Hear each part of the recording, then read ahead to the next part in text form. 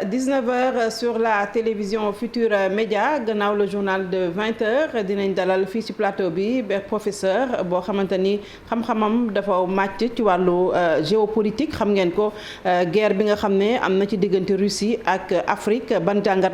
ak Ukraine du moins ban jàngat dañ ciy def ak itam lan moo ko waral conséquences géopolitiques yi nga xam ne waral na ko jural àdduna bi loolu yëpp dinañ ci waxtaan gannaaw le journal de 20h lay doon fii nag lu ñu gën a soxal moo doon grève bi nga xamante ni jàngalekat yi ña nga ca woon ay weer xam ngeen ne bërki démb daal dinañuy lever le mot d'ordre maanaam kon la majeure partie des enseignants yëkkati nañu le mot d'ordre de grève moo tax kon tey jii ñu invité kenn ci ñoom di madame Maïmouna Sissoko moom nag moom mooy le coordonnateur du mouvement des étudiants wala boog des enseignants de l'APR ñi ngi lay dalal ci plateau bi gannaaw bu ñu la nuyoo madame Sissoko. maa ngi lay fay Binta maa ngi lay nuyu di nuyu téléspectateurs yi ñuy seetaan yëpp. ma wax naa ko sànq boobu ba léegi ñu ngi woon ci jiixi jaaxa jàngalekat yi dem nañu grève ay weer bërki démb gannaaw déggoo bi nga xam ne am nañ ko ak nguur gi du ma wax ñëpp sax mais la majeure partie levé nañu le mot d'ordre ndax loolu am na réalité de sur le terrain constaté ngeen ko en tant qu'enseignant apériste ak itam lan la solution bi ñu trouvé lan moo ci sa jàngat. waaw Binta dama lay remercier ci invitation bi di remercier ak di féliciter acteurs yi nga xamante ni dugal nañu seen loxo ci yëf yi pour que véritablement ñu mën a am issue heureuse bi di wax ni rek bi jàngalekat yi tàmbalee grève bi son excellence le président de la république dafa joxe ay instructions yu leer en conseil des ministres wax ni les ministres de tutelle lu mat toll ci 5 ministres nañu jël en charge cette question daja ak jàngalekat yi déglu leen defal leen ay propositions yoo xamante ne dina fexe ba mën a répondre ci seeni revendications pour que ñu mën a delloo ci njàng meek njàngale mi bu ñu jëkkee daja nag am na ay propositions yu ñu def pour ndax question bu gënoon a dëgëral yëf yi moo nekkoon système de rémunération bi alors xool nañu càmbar def ay propositions yoo xam ne bu ñu ko yokkee ci seen salaire dina mën a améliorer seen régime indemnitaire loolu bu ñu ko càmbaree mu toll ci 69 milliards ci ndaje bu njëkk boobu syndicat yi dellu ci base bi waxtaan ak base bi juboowuñu ñu ñëw rejeter proposition boobu ñu gouvernement bi ak le chef de l'État ci seen volonté apaiser système bi ak arrêter grève bi defaat yeneen proposition pour améliorer waat davantage seen système de rémunération bu ñu leen yokkalee enveloppe bi dem na ba 98 milliards daanaka yegsi na ci 100 milliards ci ñenn ci ñoom sax génn nañu wax ni que bu ñu dalee def ay lutte syndicale ba tey depuis 1960 lu mel ni mi ngi doog a am mu nekk lu historique yaakaar naa ne réglé nañu problème boo xamante ne war na mën a apaiser système éducatif bi fii ak diir moo tax may saluer responsabilité bi nga xam ne 5 syndicats yi njëkk a signé accords yi am nañ ko ñeneen itam mu nekk ay nit ñu responsable xam naa leen bu baax muy Sawru Sène muy monsieur Ablaye Ndoye bi ñu delloo seen base waxtaan ak ñoom gis nañ ne ci suba ba léegi ay assemblée générale mi ngi am te ñu ngi lever mot d'ordre bi di ko rafetlu bu baax loolu mooy problème bi parce que du rek SAEMS ak CUSEMS gis nañu aussi yeneen la fédération des enseignants je pense tey dégg nañ ko ci rajo bi ñu ngi sax accusé de trahison ñenn ñi nga xamante ni dañu lever le mot d'ordre de grève mu mel ni amul benn genre unité autour de cette levée du mot d'ordre. waaw xam nga loolu nag dafa mënul am ndax gis-gis yi mën naa wute waaye nag bu nit ñi jiitalee patriotisme jiital intérêt général jiital xale yi seen sécurité ak seeni cursus xam ni nation bi yépp mi ngi xaar ñoom seeni décision ci lii ñu jëm te ñëpp gis nañu effort bi nga xam ne nguur gi def na ko ci muy parents d'élèves muy société civile muy élève ñëpp yàkkamti xale yi delluwaat dem jàngi et que yaakaar naa ne képp koo xamante ne responsable nga gis ni mbir yi demee di nga taxaw ci loolu war a mën a nekk ci biir corps enseignant bi nag y a du tout am na lépp am na ñoo xamante ne ñoom ay syndicalistes lañu xeex ngir améliorer conditions de travail ak condition de vie jàngalekat yi moo leen tax a jóg ma di ko rafetlu ndax man jàngalekat laa may doomu jàngalekat am ay frères ak ay sœurs yoo xamante ne ay jàngalekat lañu lii ñuy xeex bu ñu ci amee ndam par exemple effort yi nga xam ne nguur gi def na ko ci loolu ñun dañ ciy profiter en tant qu'enseignante loolu dafa am ci corps bi mais nag dafa am ñoo xamante ne itam dañuy politique ñii nekk ci opposition bi ñii nekk ci pouvoir par exemple man en toute responsabilité damay assumer sama appartenance politique du côté du pouvoir loolu jàngalekat d'abord responsabilité la il faut que aussi nit ñi oser wax ni man fii laa bokk bu ko defee dinañ mën a différencier xeexu syndical yi ak xeexu politique yi waaye faaw mi ngi am ñoo xamante ne dañuy mbubboo syndicalisme te ñemewuñu wone seen vrai visage politique loolu aussi dafa am foo xam ne dina fa biaiser négociation yi mais nag loolu mooy kay li di yàq njàng mee ngi noonu wax nga ko politique bi yow yaa ngi féeteeg le pouvoir ñenn ñaa ngi féeteeg opposition kii di xëcc fii kii di xëcc fee njàng mi moo ci yàq. est-ce que dina am sax avenir. bu ñu jiitalee. xeexu syndical yi rek.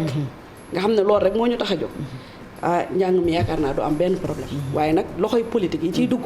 yenn saa yi mooy biaiser yëf yi. te nag toll nañu foo xamante ne itam lutte syndicale dafa am parcours. ci réewu Sénégal mu am fu ñuy jógee ay. syndicalistes yu mag. absolument ñoo xamante ne wax dëgg yàlla xeex nañ fi pour que ñu améliorer conditions de travail agent de l'État yi. mu am ci ay yokkute yu bëree bëri. te sax sacrifice yu mel nii. ci xale yi amu ci. yenn sacrifice yi citoyen bi di dund. amu ci sax mais ils ont su quand même mener leur lutte syndicale gagner li nga xamante ne. moom mooy seen combat. et yaakaar naa ne tey jii ñëpp képp kuy responsable képp kuy syndicaliste war nañu mën a réfléchir képp kuy acteur du système éducatif war nañu mën a dem vers un chantier boo xamante ne dafay étudier waat les moyens de lutte ñu teg yoo xam ne wax dëgg yàlla dinañ mën a xeex lu ñu bëgg am ko te duñu gaañ li nga xamante ne moom mooy xale yi. mais loolu bokk na ci chantier yooyu ngay wax est-ce que waruñu ko dooree déjà si dépolitiser le milieu scolaire wala bokk milieu enseignant yi parce que politique bi yaakaar naa ne moo ko gën a yàq parce que toog nañu 4 mois xale yi demuñu école ñii di xëcc fii ñii di xëcc fee ba léegi est-ce que on doit pas commencer par ça. waaw ma chère. xam nga le milieu jàngalekat yi. ak milieu étudiant yi politique mënu ci deñ fii lañ ko fekk. te am na ay partis yoo xamante ne. dañoo constitué wu ci loolu. on a connu la LD mi nga xamante ne c'est un parti d'enseignants. Absolument. On a connu le PIT bi nga xamante ne aussi c'était un parti d'enseignants ay enseignants loolu du deñ loolu moom bu yeboo ñu teg ko ci suuf parce que aussi yenn opposants yi mën nañu soulever débat bu mel nii parce que xëy na bi ñu bëggee bloquer le système pour seeni intérêt purement politique dañu fekk jàngalekat yi nga xam ne aussi dañu féete ci nguur gi ci seen kanam ñu ne la loolu du jàll bu ñuy xeex dinañu xeex li nga xamante ne moom mooy intérêt corps enseignant mais ñu yem ci bu ngeen ci dugalee politique nag ñun aussi on va défendre et amplifier les efforts du gouvernement parce que loolu moom mooy suñu mission en tant que mouvement national des enseignants républicains et puis di wax ni aussi nguur gi dafa def ay efforts quand même te loolu nañu ko reconnaître parents d'élèves yi reconnaître nañ ko société civile reconnaître nañ ko négociation yi ñëpp a ngi woon foofu jël nañ ay engagement ci ay termes yu clairs état wane na volonté bi nga xam ne am na ko pour apaiser définitivement le système et sauver l'année. Est-ce que état bi may mën a xaarul aussi ba mu trop tard wala ba mu yéex 4 mois pourrissement bi ñëpp yaakaaroon ne sax état école bi day dem année blanche ñu xaar ba mois de février ñu ngi dugg mois de mars ñu soog a trouver solution état solution pourrissement boobu mu jëloon tamit lan moo ko waral ñu bari noonu lañ ko gisee. waaw xam nga gouvernement du Sénégal. du li ma ci bokk. mais dama leen di féliciter. parce que considération bi ñuy jox système éducatif. amul benn nguur boo xamante ne ci Sénégal. mës na ko jox système éducatif. déjà son excellence le président de la République bi muy ñëw en 2012. mi ngi fekk le budget de l'éducation à 310 milliards. mu yóbbu ko ba tey jii mi ngi ci 606 milliards en 2022 yaakaar naa ko joxul cër benn sous-secteur doo ci yokk def amélioration yi mel noonu mu jël 135 milliards pour rattrapage infrastructurel mu jël 125 milliards teg ko ci ne dañuy améliorer li nga xamante ne dañuy résorber le problème des abris provisoires alors bu loolu yëpp weesoo aussi ñoom ci seeni revendication on a 6000 abris provisoires gis nañ fi benn élément bu choqué vraiment Sénégal ay élèves yi jàngi ci ay briques xale yaa ngi dans des conditions de yoo ci école yi amuñu ndox amuñu toilette yooyu yëpp mu ngi fi nga ñuy wax ne vraiment jox dogal nañu 600 milliards xaw ma 150 milliards pour améliorer les conditions de l'école xam nga yooyu yëpp tey jii mu nee naa ay effort la waaw mais ñun dañuy rafetlu loolu parce que ñun avant dañu daan xeex pour xale yi dem jàngi tey bu ñu demee ba communauté bi di évoluer dem sànc fi ñu sànc amul école ñu sentir ne seeni doom war nañ mën a jàng ñu jël initiative teg seen abri provisoire pour que seen doom jàng loolu dañ koy saluer mais gis nga ci tabax école pour que xale yi yëpp mën a nekk ci ay abri ay bâtiment yu normal dafa am politique boo xamante ne communauté bi daf ko ci war a jouer maanaam ci réew yi ma visité yépp collectivité locale bi dafa am rôle bu am importance boo xamante ne da koy jouer ci système éducatif et te ci décentralisation bi wane na yoon bi tey jii les communes war nañu mën a tabax ay école ci seen biir commune war nañu mën a mais xam nga moyen aussi xam nga moom laa lay wax état mënul jël en charge lépp mais maa ngi la doon lisal li nga xamante ne def nañ ko ci loo xamante ne amul benn nguur bu ko mës a def ci nguuru président Macky Sall la amee ci système éducatif loolu fonk jàngalekat fonk élève mënul weesu effort yi nga xamante ne def na ko te ñoom bu ñu tegee seen système seen revendication yi am na ci ay effort yu bari yoo xam ne def nañ ko ci point yi ci lenteur yi ñu ngi koy wax tey jii yàlla programme PAMA am na ay relais yoo xamante ne ñu ngi dans les départements ñoom ñooy filtrer léegi les dossiers des enseignants xam nga loolu am na lu bëri loo xamante ne dina ko wàññi ci lenteur yi ci lenteur administrative donc loolu mu nekk ay efforts yu rëy yoo xamante ne def nañ ko mais il ne faut pas oublier également que ni dañuy génn ci benn crise sanitaire mondiale mu am ay conséquences yoo xam ne économiques yoo xam ne def na ko ci monde bi yëpp ñëpp a ngi koy dundandoo malgré tout cela fii ci réew mi crise daan na fi ñàkk mais jàngalekat danaan dem grève ngir retard salaire paiement de salaire daan na dem grève ngir fay ñu ko ay indemnité loolu ban année lañ ko gëj a dégg bi fi président Macky Sall nekkee ba léegi loolu amatul kon nag yooyu tey jii ay effort la yoo xamante ne nit ñi war nañ mën a yaa ngi wax waxu crise sanitaire mais accord yi ngeen signé wax 2018 la woon moom la ñuy revendiquer ba heure bi 2018 2019 amul woon coronavirus moo tax maa leen doon sa wax sànq pourrissement bi yéen a ko moom laa la wax entretenir ba heure bi nguur gi signé accord yi am na ay efforts yu bëri yoo xam ne def na ko ci point yi xam nga le monde ne s'est pas fait en un jour absolument nguur gi mi ngi doon régler seeni revendication crise bi am may rafetlu taxawaayu jàngalekat yi ils ont compris at yooyu yëpp grève amul parce que xam nañ ne que crise bii ñuy dund monde bi yëpp a koy dund te ci moment bii nii nguur gi tànn nañu leneen tànn nañu nu ñu sauver bakkanu citoyen sénégalais que di wax ci ay revendications ñoom seen bopp ñu def ay sacrifices def ay cotisations indi ay montants yoo xamante ne dañ ne jàppale nañ ko nguur gi muy jàngalekat yi mu nekk loo xamante ne li may rafetlu la gis nga jàngalekat ak état du adversité moo nekk seen diggante ay collaborateurs lañ ñoom ñëpp dañoo bëgg système bi mu dox ñoom ñëpp dañ bëgg école bi mu baax ñoom ñëpp dañ bëgg doomu Sénégal ñu jàng ci conditions yu baax réussir ñoo bokk luñ bëgg mais nag il faut reconnaître que bi ñu génnee ci crise bi dafa am ay conséquences am maanaam ay conséquences économiques yoo xamante ne permettre ñu woon ñuy mën a régler yenn situation yi ci point revendicatif yooyu bi ci gënoon a des moom mooy système de rémunération bi te Binta je vais te dire une chose gis nga système de rémunération bi musuñu ko xaatim fenn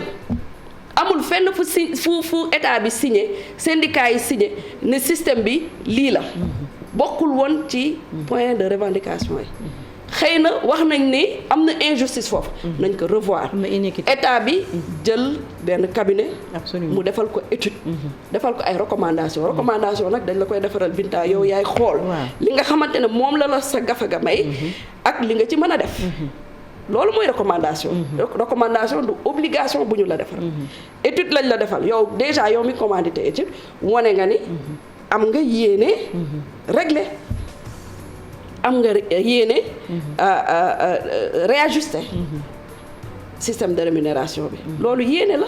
déjà c'est un pas. Oui. Maintenant bu ñu la ci defalee ay recommandations yow du loo signé du loo xaatim fenn mais yow nga jël sa décision bopp ne dama koy améliorer mais je pense que loolu aussi war nañ ko mën a applaudir. mais il a fallu que état bi xoj leen ñu soog a génne 100 milliards.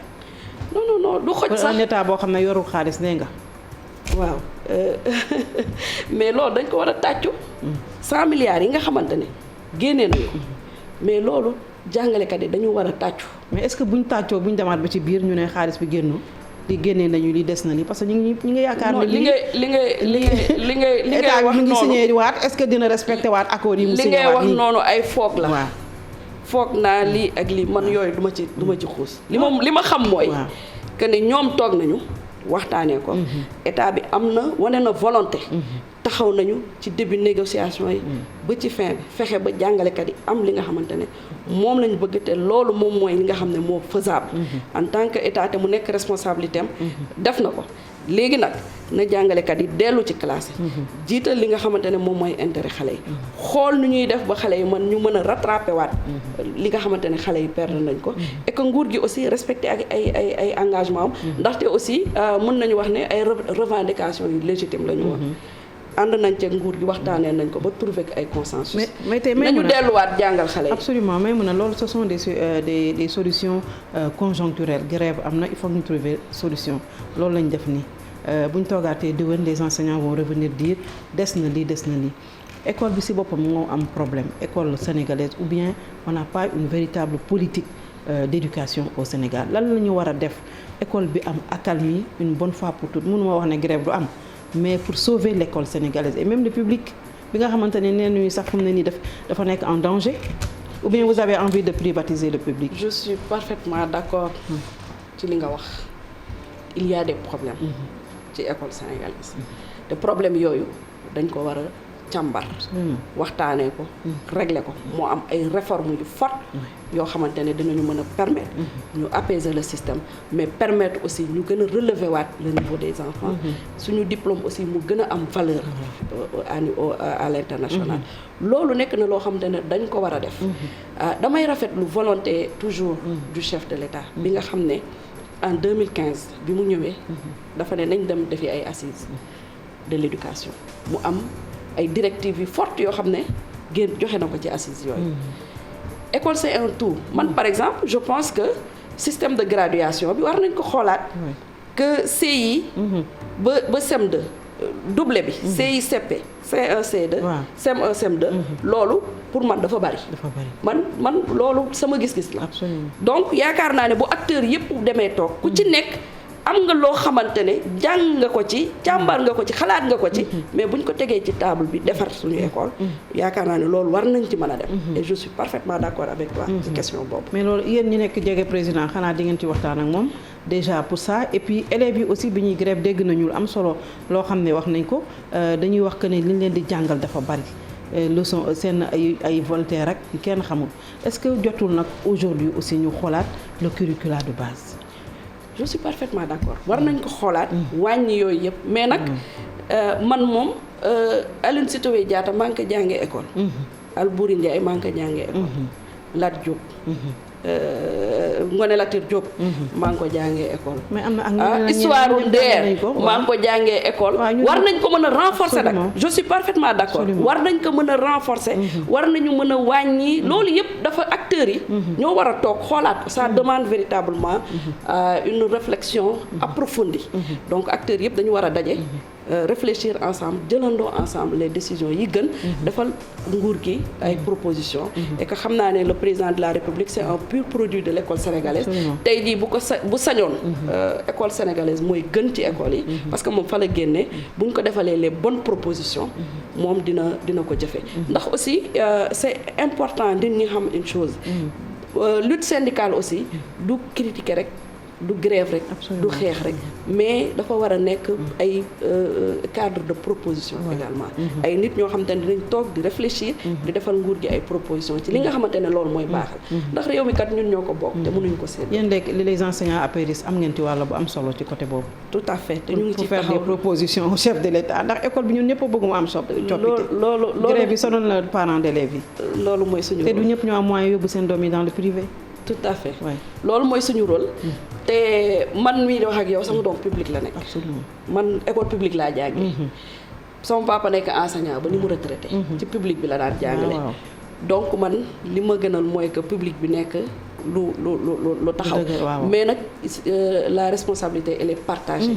enseignants yi dañu ci am responsabilité ndax privé bi aussi ay jàngalekat ñoo fay jàngale donc ñoom dañ ci am responsabilité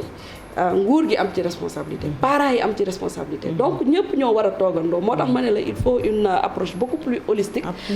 ñu tegandoo lépp ci table bi bu ko defee ñu mën a waxtaanee loolu ñëpp dinañ ko maa ngi fàttali ne aussi yow yaa jiite la case des tout petits xanaa foofu moom amul woon grève mbaa sant yàlla fan ngeen toll ci case des tout petits bi nga ñëwee léegi lan nga ci indi comme coppite lu bees ñu fa wutoo Thérèse Faye waaw bi ma ñëwee nag dama inscrire ci li nga xamante ne moom mooy continuité ba pare aussi apporter quelques innovations alors fekk nañ fi ay chantier yoo xamante ne ay cases yi ñu doon tabax la ñu ngi koy yeggali dinañu tabax diggante 2021 ak 2022 une vingtaine de cases ñu ngi réhabilité am nañu benn programme d'équipement boo xamante ne aussi déjà ñoom ñu may suivre xam nañu matériel bi mi ngi commencé di dem ci case yi ñu ngi équipé ndànk-ndànk mais ci wàllu contenu bi ñuy jàngale ci boppam sax ñu ngi ciy ànd ak suñuy partenaire ñu Banque mondiale ñu am ensemble benn projet bu ñuy wax PIPA DHS ànd ceeg la coopération coréenne aussi KOICA ñu am benn projet ensemble le développement de la petite enfance ñu ngi càmbar offre bi naka la ñuy def ba gën ko améliorer mu adapté wu à la demande parce que am na ay gox yu bëri yoo xamante ni par exemple ay foyer religieux la te ñoom lu ci bëri dañuy préférer yóbbu seen doom ci daara yi que ci case des tout petits te comme nous on a est-ce que case yi tamit moom la doon wax sànq ba ay coréens yi ñëwee ñeneen ñëw duñ leen wax fii ngeen di xool est-ce que yéen a ngi jàngal xale yi tuuti yi nekk on a ngeen leen di jàngal déjà on a loolu moom laa lay wax contenu bi ñu ngi koy xoolaat ba am na benn guide d'éducation religieuse boo xamante ne defar nañ ko ñu ànd ci ak waa jàngu bi ak association des imams et oulémas ak ay experts yoo xamante ne véritablement ñoom ñoo ñu accompagner ba guide ba pare na def nañu la validation technique def la validation institutionnelle donc lépp loo xamante ne ñu ngi koy def rek ñu ngi cay ànd ak suñuy kilifa ndax ci suñuy priorité l'éducation aux valeurs daf ci bokk d'ailleurs suñu semaine nationale de la petite enfance bi moom moo nekkoon thème bi l'éducation aux valeurs te xam nañ ne l'éducation religieuse boobu bu ñu ko introduire ci biir case yi dinañu mën a permettre ñu atteindre suñu objectif ci éducation aux valeurs mais nag aussi daf ñuy permettre ñu améliorer le taux brut de préscolarisation qui est actuellement de 17,3% mais bëgg nañu fii ak 2030 ñu yegg ci 64,6% et que wax ne aussi affaire petite enfance bokkul woon ci suñuy aada quelques familles anti ñoo daan yóbbu seen doom yi ci maternelle bi et que concept case tout petit dafa nekk loo xamante ne déjà c'est pour mieux accompagner les familles vulnérables les couches vulnérables et que nekk na également projet boo xamante ni rafetlu nañ ko fépp ci monde bi vraiment fépp foo xam ne dem naa fa présenter ñun suñu concept case des tout petits nit ñi rafetlu nañ ko te ñu ngi koy jël en exemple te niveau international bi aussi ñu ngi koy liggéey bu baax a baax pour mobiliser le maximum de fonds pour mettre suñuy doom fépp fu ñu nekk ci biir réew mi fii ba au fin fond du Sénégal ñu mettre leen dans les conditions yi war ñu nekk ci ay bâtiments yu baax am équipement yi nga xamante ne moom moo am fii à Dakar loolu ñu ngi ciy liggéey bu baax ca base ba la ca base ba lépp ci base ba lay commencé lépp ci base ba lay commencé politique bi nag moom foo ci toll fan mooy sa fief ak local yi foo nekkoon waaw maa ngi woon Parcelles Assainies waaw foofu lay candidat nga woon non du ma woon candidate alors mais nag man moom yàlla dimbali na ma ba nga xam ne vraiment ci APR laa commencé politique son excellence le président de la République moom mooy sama leader aw ma beneen leader bu dul moom et que moom ay choix am ñooy samay choix donc il a choisi véritablement jiital kenn à la tête de Benno Bokk Yaakaar aux Parcelles Assainies muy le maire Moussa Sy ma accompagné woon mais door nañ leen fa de waaw waaye am na feneen fu ñu waaw lu tax ñu door leen parcelle moom waaw. Moussa Sy moom nee na moom Amadou Ba jàppale ko. ay contexte conjoncturel yu bari la. ñoo nekk ci biir. ñoom ñoo ñu ñàkkloo aux parcelles donc il y avait déjà la division. amoon na ay mots d'ordre yu ñuy joxe. donc bari woon na ay mot d'ordre maanaam bu ñu leen voté.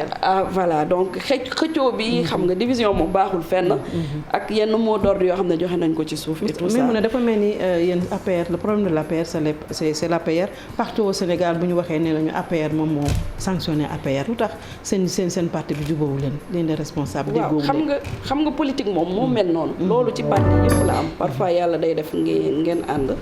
mais day am ci ay points yoo xamante ne gis-gis yi day wuute. kii day gisee nii kii gisee nii. et souvent loolu moom mooy indi division yi. te loolu gënul moo tax man may profiter ci occasion bi lancer un appel à ce que le travail reprenne mais surtout dans l'unité. loolu moo am solo. merci beaucoup Maïmouna. merci Sissoko may rappeler ne yow yaa jiite les enseignants APR jiite it la case des tout petits nga sa fief wala boog sa base politique ngeen ne Parcelles Assainies la woote na un vibrant appel à l'endroit de l'APR pour unité defe naa nee na loolu ëpp solo ñu ngi koy gërëm ci teew bi di leen gërëm itam ci seetaan bi dem publicité gannaaw publicité yi Abdoulaye Der dina fi teew pour le journal.